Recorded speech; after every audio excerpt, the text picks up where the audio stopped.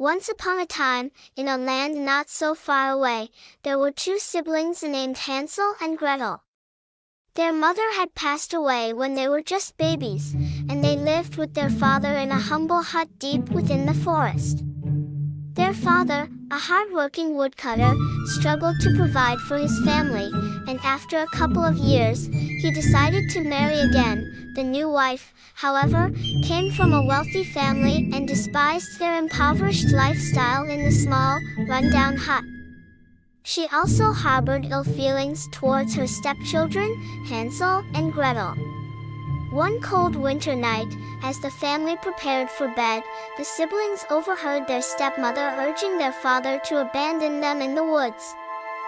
Fearing they would all starve due to the lack of food, despite their father's initial resistance, he eventually succumbed to the pressure, deciding to take Hansel and Gretel for a family hike in the forest.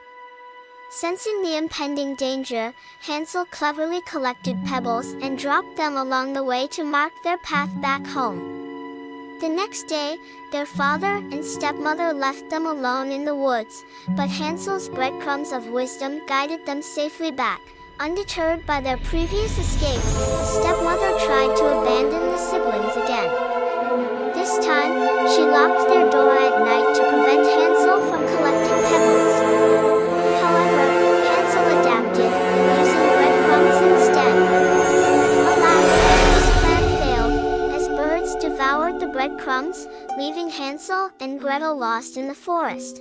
After days of wandering, hungry and scared, they encountered a beautiful, snow-white bird whose enchanting songs led them to a peculiar house.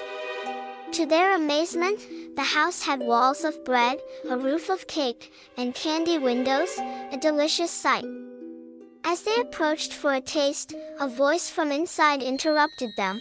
"Who is nibbling on my house?" spoke a sweet old lady, revealing herself as a witch.